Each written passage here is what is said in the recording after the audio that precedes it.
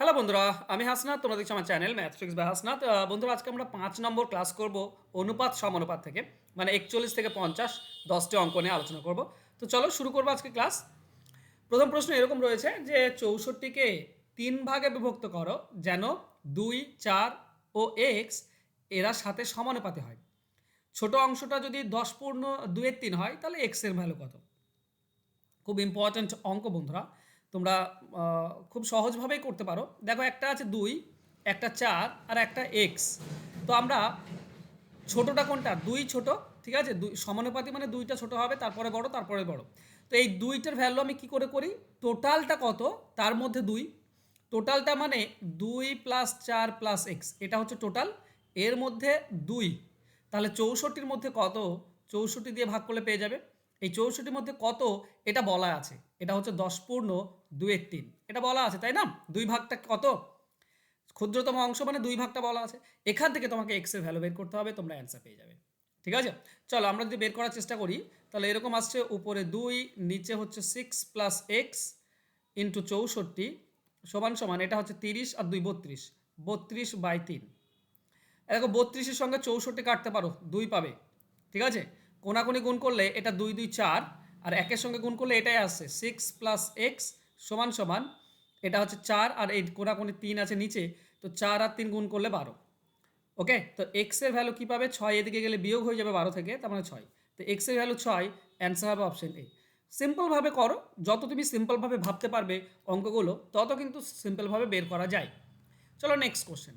কিছু গরু ও পায়রার মধ্যে পায়ের সংখ্যা মাথার সংখ্যার দ্বিগুণের থেকে ১২ বেশি, তাহলে গরুর সংখ্যা কত? দেখো, এখানে গরুর সংখ্যা তুমি এক্স ধরে নাও আর পায়রা ধরে নাও ওয়াই। তা গরু যদি এক্স হয় তাহলে পা কতগুলো হবে? পা হবে 4x, মানে 4টি করে পা হয়, তো 4 দিয়ে গুণ। আর পায়রা ওয়াই, তো এদের পা কত হবে? 2y, 2টি করে পা হয়। তাহলে মোট পায়ের সংখ্যা হচ্ছে এটা। এটা সমান কত বলা আছে? না, মাথার সংখ্যার, পায়ের সংখ্যা সমান মাথার সংখ্যার দ্বিগুণ। তো মাথা কত হবে?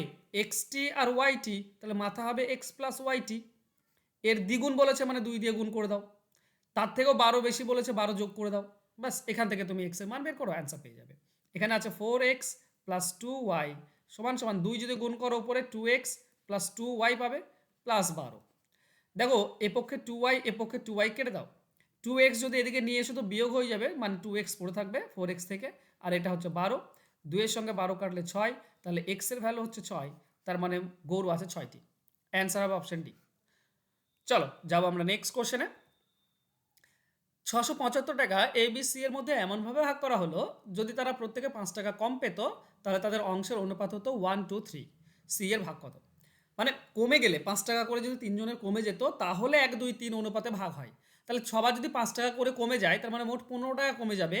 তো মোট ১৫টা বিয়োগ করে দাও মোট থেকে। তো ৬৬০ টাকা এটা ভাগ হবে কি? এই অনুপাতে। তো এই অনুপাতে সি কত পাবে? টোটাল যদি দেখো ৬ ভাগ, ৬ ভাগের মধ্যে সি পাচ্ছে ৩ ভাগ, তাহলে আমরা বলতে পারি ৬ ভাগের মধ্যে ৩ ভাগ। তাহলে ওই যে ৬৬০ ওর মধ্যে কত? গুণ করলে পেয়ে যাবে। চলো এটা কাটলে আমরা ১১০ পাই, তার মানে হচ্ছে ৩৩০ টাকা। এটা ৫ টাকা করে কম হলে ৩৩০ টাকা পাবে সি। তাহলে সি কত পেত? এখানে বলেছে কম হতো তখন ব্যাপারটা, তাহলে সি কত পাই? ৫ টাকা বেশি হয়ে যাবে, মানে ৩৩৫ টাকা, এটা হবে সি এর ভাগ। তো সি এর ভাগ হবে অ্যাকচুয়ালি অপশন সি। ওকে, চলো যাবো নেক্সট কোশ্চেনে। পরবর্তী কোশ্চেন, ৩৪,০০০ টাকা ২ জন পুরুষ, ৩ জন মহিলা এবং ৫ জন বালকের মধ্যে এমনভাবে ভাগ করা হলো যাতে ১ জন পুরুষ, ১ জন মহিলা এবং ১ জন বালকের প্রাপ্ত অর্থের অনুপাত হচ্ছে 3:1। মানে ১ জন পুরুষ পাবে ৩, ১ জন মহিলা পাবে ২ আর ১ জন বালক পাবে ১। তো এখানে ১ জন পুরুষ যদি ৩ পায় তাহলে এখানে কজন? ২ জন পুরুষ আছে, মানে টোটাল পাবে ৬।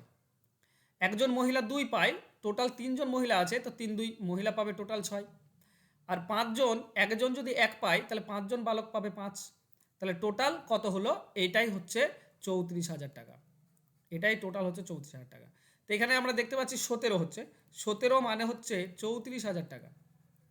তাহলে ১ মানে হবে ২,০০০ টাকা। আমাকে বলেছে ১ জন পুরুষ কত পাবে? ১ জন পুরুষ ৩ পায়, তো ১ মানে যদি ২,০০০ টাকা হয় তো ৩ মানে হবে ৩ ২ ৬,০০০ টাকা। তো ১ জন পুরুষ পাবে ৬,০০০ টাকা, অ্যান্সার হবে অপশন এ। ক্লিয়ার? চলো যাবো নেক্সট কোশ্চেনে। এ এবং বি এর মাসিক আয়ের ও ব্যয়ের অনুপাত বলেছে 3:5:3। যদি প্রত্যেকে মাসে 1000 টাকা করে সঞ্চয় করে, তাহলে 1000 টাকা সঞ্চয় করবে, মানে পার্থক্য 1000 টাকা আনতে হবে। এই ধরনের অঙ্ক দুইভাবে করা যায়। একটা আছে 3-2 আছে আর হয়েছে 5-3, তো এটা তো সমান নয়, তাই না? মানে 3 থেকে 5 বেড়ে গেল, 2 থেকে 3 1 বাড়লো, সমান নয়। তো এর যে পার্থক্য সেটা এখানে গুণ করো, উপরে পার্থক্য 1 দিয়ে গুণ করো, আর এদের পার্থক্য হচ্ছে 2, সেটা উপরে গুণ করো, দেখবে তোমরা পেয়ে যাবে। দেখো এর সঙ্গে 2 গুণ করলে কত হয় 6, এর সঙ্গে 2 গুণ করলে 4, ওকে। আর এটার সঙ্গে 1 গুণ করলে সেই 5-3 হবে। তাহলে 5 থেকে 6 মানে 6 থেকে 5 হলো কমে গেল, 4 থেকে 3 হলো কমে গেল, 1 করে কমে গেল। কেন? 6 আয় করে আর 5 ব্যয় করে, তো 1 হবে সঞ্চয়। 4 আয় করে, 3 ব্যয় করে, তার মানে 1 হচ্ছে সঞ্চয়। তো এই 1 মানে তো 1000, তাই না? 1 মানে 1000। তাহলে বি এর মাসিক আয় কত? বি এর মাসিক আয় হচ্ছে 4, 4 মানে হবে 4000। তো বি এর অ্যান্সার হবে 4000, অপশন ডি হবে সঠিক উত্তর। এইভাবে করবে, খুব সহজ এবং সিম্পলি পেয়ে যাবে। ওকে, জাস্ট পার্থক্য কোনাকুনি গুণ করবে। চলো যাব নেক্সট কোশ্চেনে। পরপর 2 বছরে আমার আয়ের অনুপাত 2:3 ও ব্যয়ের অনুপাত 9। দ্বিতীয় বছরে আমার আয় 45,000 টাকা, প্রথম বছরে আয় 25,000 টাকা, 2 বছরে আমার মোট সঞ্চয় কত? এটা খুব ইম্পর্টেন্ট অঙ্ক, যদিও আমরা করি, কিন্তু ইম্পর্টেন্ট অঙ্ক। আর এটা আগের নিয়মে হবে না, আয় আর ব্যয়, ঠিক আছে? আয় আর ব্যয় আছে।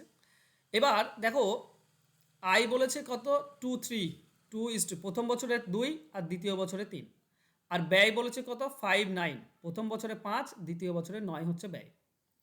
প্রথম যেটা দেওয়া আছে দ্বিতীয় বছরে আমার আয় 45,000 টাকা। দেখো আয় যদি দেখো, আয়ের দ্বিতীয় বছরে এটা হচ্ছে 45,000 টাকা, তাহলে 3 হচ্ছে 45, তাহলে 2 কত হবে? 2 হবে 30,000, তাই না? 1 হবে 15,000, 3 45 হলে 1 15,000 হয়, তাহলে 2 30,000। এইটা হচ্ছে আয় তার, প্রথম বছরে 30 আর দ্বিতীয় বছরে 45। টোটাল আয় কত? টোটাল আয় হচ্ছে 75,000 টাকা, টোটাল 75,000 টাকা আয়। ওকে, ব্যয় দেখো প্রথম বছরে আমার ব্যয় 25,000 টাকা। দেখো ব্যয়ের ক্ষেত্রে প্রথম বছর 5 হচ্ছে 25,000, তো 5 যদি 25 হয় 1 হবে 5, 1 যদি 5,000 হয় তো 9 হবে 45,000 টাকা। ওকে, তাহলে দ্বিতীয় বছরের টোটাল ব্যয় কত হচ্ছে? টোটাল ব্যয় এই দুটি যোগ করে দাও, তাই না? তার মানে 70,000 টাকা। তাহলে দেখো 2 বছরে 75,000 টাকা আয় আর 70,000 টাকা ব্যয়, তার মানে 2 বছরের সঞ্চয় হচ্ছে 5,000 টাকা। অ্যান্সার হবে অপশন ডি, ঠিক আছে? 5,000 টাকা সঞ্চয়, 2 বছরে মোট তার 5,000 টাকা সঞ্চয়। চলো যাব নেক্সট কোশ্চেনে। পরবর্তী কোশ্চেন কি বলা আছে? এ ও বি এর মাসিক আয় এবং মাসিক ব্যয়ের যে অনুপাত সেটা হচ্ছে এটা। যদি মাসে তারা 1800 এবং 1600 টাকা সঞ্চয় করে, তবে তবে তো বি এর মাসিক আয় কত? দেখো সঞ্চয়ের কথা বলেছে, এটাও তুমি দুইভাবে করতে পারো, ঠিক আছে? 18 আর 16, 1800 আর 1600, তার মানে এদের অনুপাত কত হবে?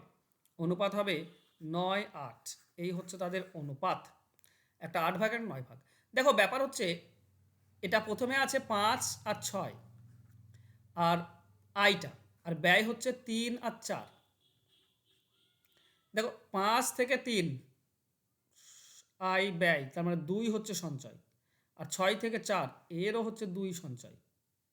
ওকে, 2 মানে 4 দিয়ে গুণ করতে হবে, তার মানে এটা 10 আর এটা 12, তারপর হচ্ছে 3 আর এটা হচ্ছে 4। আমি জাস্ট দেখছি আমি এই নিয়মে করা যায় কি না, ঠিক আছে? 2 হচ্ছে, তো আমাকে তো ব্যাপার হচ্ছে টোটাল আমাকে করতে হবে কি বলতো পার্থক্যটা 8। আচ্ছা এভাবে হচ্ছে না, চলো কই বাত নেই, এভাবে না হলে আমরা অন্য নিয়মে করব, ঠিক আছে? 7 সঞ্চয়, এটা হচ্ছে 8 সঞ্চয়, না হচ্ছে না। চলো আমরা সিম্পল নিয়মে করি। দেখো প্রথম জনের আয় হচ্ছে ধরো 5x আর 6x, ঠিক আছে? 5x আর দ্বিতীয় জনের আয় 6x, এ সঞ্চয় করে কত 18, তো আয় থেকে সঞ্চয় বিয়োগ করলে আমরা ব্যয় পাই। এরও সঞ্চয় 1600, এটাও বিয়োগ করে দাও, তাহলে এর ব্যয় পেলাম, এরও ব্যয় পেলাম। এর ব্যয়টা কত বলেছে 3-4, তো 3-4 হবে, মানে এটা নর্মাল যে পদ্ধতিতে আমরা করি আর কি, সেই নর্মাল পদ্ধতি। তো কোনো কোনো গুণ করো, 4-এর সঙ্গে 5 গুণ করলে 20x মাইনাস 18-4 72, দুটি শূন্য, আর 3 দিয়ে এই কোনাকুনি গুণ করলে 318x মাইনাস 4800। 18 এদিকে আসলে বিয়োগ হয়ে যাবে, তার মানে 2x পড়ে থাকবে, আর 72 এদিকে গেলে যোগ হয়ে যায়, তো মাইনাস 48 বাদ দাও, তাহলে হবে 2400, তাহলে x এর ভ্যালু হচ্ছে 1200। এক্স এর ভ্যালু যদি 1200 হয়, বি এর আই হচ্ছে 6x, তার মানে 6 × 1200, তার মানে 7200। ওকে, চলো দেখো যে নিয়মে তোমার মাথায় প্রথমে আসবে তুমি সেই নিয়মে করার চেষ্টা করবে, না আসলে নর্মাল নিয়মে করে দেবে। চলো নেক্সট কোশ্চেন যাব। 3টি ক্লাসের যে ছাত্রদের অনুপাত সেটা 2, 3, 5 বলেছে। যদি প্রতি ক্লাসে 20 জন করে বাড়ে তাহলে মোট কত ছাত্র ছিল? অনুপাত হবে কত? 4, 5, 7। প্রাথমিকে কত ছাত্র ছিল সেটা বের করতে হবে। চলো যদি আমরা বোঝার চেষ্টা করি। ওকে, সিম্পল দেওয়া আছে 2, 3 আর 5 এই হচ্ছে প্রথমে ছাত্র ছিল। 20 জন করে বাড়লে হয়ে যায় কত না 4, এটা 5 আর এটা 7। দেখো 2 থেকে 4 হয় মানে 2 বাড়ে, 3 থেকে 5 এখানেও 2 বেড়ে গেল, 5 থেকে 7 এখানেও 2 বেড়ে গেল। তার মানে এই 2 মানেই হচ্ছে 20 জন। 2 মানে 20 জন হলে 1 হবে 10 জন, 1 হবে 10 জন। এখন টোটাল ছাত্র কত ছিল? প্রথমে ছিল 2, 3 আর 5, এটা ছিল প্রথমে 2, 3 আর 5, মোট 10 ভাগ। তাহলে 1 ভাগ যদি 10 হয় তাহলে 10 ভাগ কত হবে? 10 ভাগ হবে 100। সিম্পল। তো অ্যান্সার হবে অপশন সি, 100 জন ছিল প্রথমে, প্রাথমিকে মোট 100 জন ছিল। ওকে, বুঝতে পারছো? যদি বুঝতে না পারো তো কমেন্ট করবে, হ্যাঁ। আর যদি অঙ্ক শিখতে চাও, তোমাদেরকে বলি যদি তোমরা অঙ্ক শিখতে চাও চ্যাপ্টার ধরে, তো এই যে ফোন নাম্বার দেওয়া আছে এই ফোন নাম্বারে যোগাযোগ করে নেবে। তোমরা চ্যাপ্টার ধরে ধরে অঙ্ক আমার কাছে শিখতে পারবে, ফুল কনসেপ্ট পেয়ে যাবে। তুমি প্রিলি মেন্স দুটোর জন্য হয়ে যাবে, শর্টকাট পাবে, ডিটেলস পাবে, এই সমস্ত কিছু তোমরা পাবে, পিডিএফ সহ, recorded class, PDF file, live class, এই সমস্ত কিছু পেয়ে যাবে জাস্ট ওই ফোন নাম্বারে যোগাযোগ করলে। ওকে, চলো নেক্সট কোশ্চেন। নেক্সট কোশ্চেন দেখো, এবিসি এর আয় এবং ব্যয়ের অনুপাত 7, 9 আর 12, 8, 9 আর 15। মানে আয় হচ্ছে 7, 9, 12 আর ব্যয় হচ্ছে 8, 9, 15। যদি এ তার আয়ের 1/4 সঞ্চয় করে তাহলে এ বি সি এদের সঞ্চয়ের অনুপাত কত?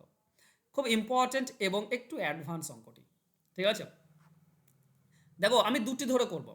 ধরে নেব যে এ আর বি হচ্ছে, আয় হচ্ছে 7x আর 9x, আর ব্যয় হচ্ছে এটা 8y আর 9y, এটা হচ্ছে ব্যয়।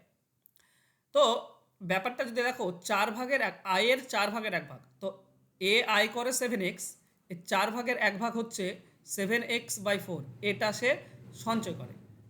এটা যদি সঞ্চয় করে, আমরা এমনিতে সঞ্চয় মানে কি জানি? সঞ্চয় মানে আয় থেকে ব্যয় বিয়োগ। এর আয় হচ্ছে 7x আর ব্যয় হচ্ছে 8y, তো 7x - 8y এটা হচ্ছে সঞ্চয়। আর এটা মানেই হচ্ছে কত? এটা মানে হচ্ছে 7x/4, তাই না কি? তাহলে এখান থেকে তুমি এক্স এর মান বের করবে না ওয়াই? আচ্ছা, এক্স এর মান, ওয়াই এর মান বের করি। 8y সমান আমরা কি পাবো? আমরা পাবো 7x/4 - 7x।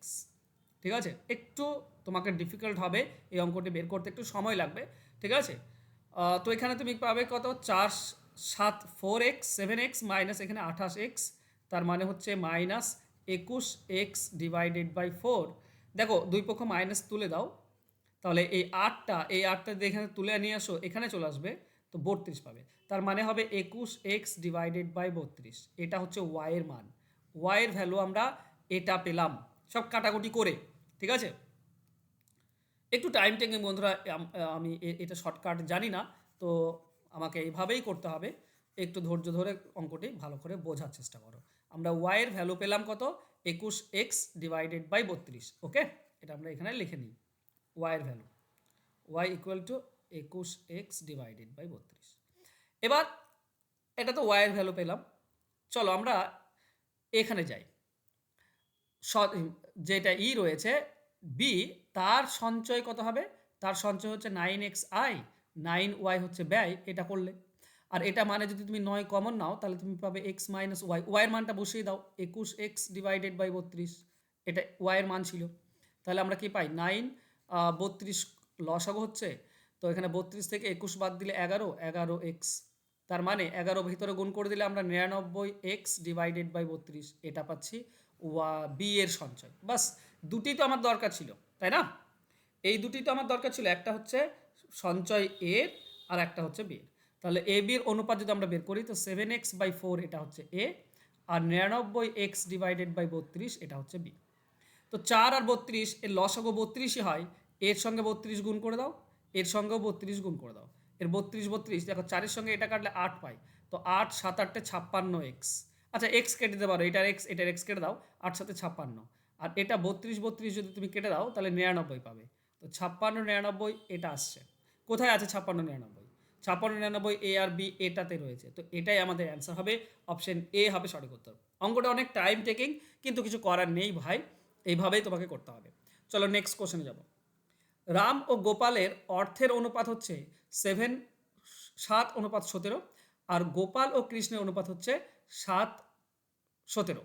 রাম 490 টাকা থাকলে কৃষ্ণের টাকার পরিমাণ কত? দেখো আমরা রাম, ওকে, রাম গোপাল আর গোপাল কৃষ্ণ দেওয়া আছে, মানে 7:17 এটা রাম আর গোপাল দেওয়া আছে, তার সঙ্গে গোপাল আর কৃষ্ণকে দেওয়া আছে, এটাও দেওয়া আছে 7:17।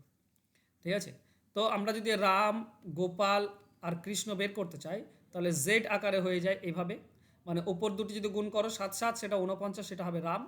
যদি এই কোনাকুনি গুণ করো 7 আর 17, সেটা হবে সেটা হবে কত? সেটা হবে গোপাল। 7:17 কত হয়?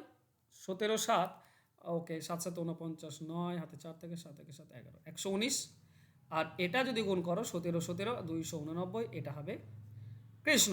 যদি এটা তুমি বুঝতে না পারছো, প্রথমে এভাবে গুণ করতে হয় 7 7, তারপর কোনাকুনি গুণ করতে হয়, আর তারপর এটা গুণ করতে হয়, তাহলে এবিসি পেয়ে যাও তুমি। ঠিক আছে, যদি না জানো তাহলে করে নিও। দেখো রাম বলেছে কত? 490, 49 সেটা হয়ে গিয়েছে 490, মানে একটা শূন্য বেড়ে গিয়েছে।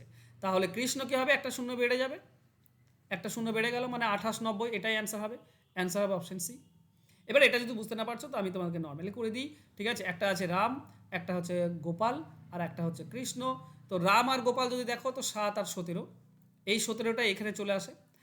আর কৃষ্ণ আর গোপাল আর কৃষ্ণ যদি দেখো তো 7 আর 17, গোপাল আর কৃষ্ণ এই 7টা এদিকে চলে আসে। সেই একই ব্যাপার না, রাম হবে 49, এ হবে 119, আর এ হবে 17 17 289। দেখো রাম কত পাই? 490, 49 হচ্ছে 490, মানে একটা শূন্য বেড়ে গেল। তাহলে গোপাল পাবে একটা শূন্য বেড়ে যাবে 1190, আর কৃষ্ণ পাবে একটা শূন্য বেড়ে যাবে 2890। তো কৃষ্ণ চেয়েছে, মানে অপশন সি উত্তর হবে। ওকে বন্ধুরা, তোমরা যদি অঙ্ক শিখতে চাও তো WP, clerkship, miscellaneous, food SI, jail police, KP, এই সমস্ত পরীক্ষার জন্য তো প্রিপারেশন একসঙ্গে পেয়ে যাবে তোমরা। 6 মাসের কোর্স, লাইভ ক্লাস হয়, রেকর্ডেড ক্লাস থাকে, পিডিএফ থাকে, শর্টকাট ট্রিক্স তোমরা শিখতে পারবে এখানে। ওকে, এত কিছু পাবে মাত্র 299 টাকায়, ওয়ান টাইম, একবার 6 মাস ধরে ক্লাস করতে পারবে। ফোন নাম্বার দেওয়া আছে, এই ফোন নাম্বারে আমার সঙ্গে যোগাযোগ করে নিও তোমরা যদি অঙ্ক শিখতে চাও। থ্যাংক ইউ সো মাচ বন্ধুরা, আজকে আমার সঙ্গে জুড়ে থাকার জন্য। দেখা হবে নেক্সট ক্লাসে, ততক্ষণ ভালো থেকো, সুস্থ থেকো, আর প্লিজ একটু শেয়ার করে দিও বন্ধুদের মাঝে ক্লাসটি।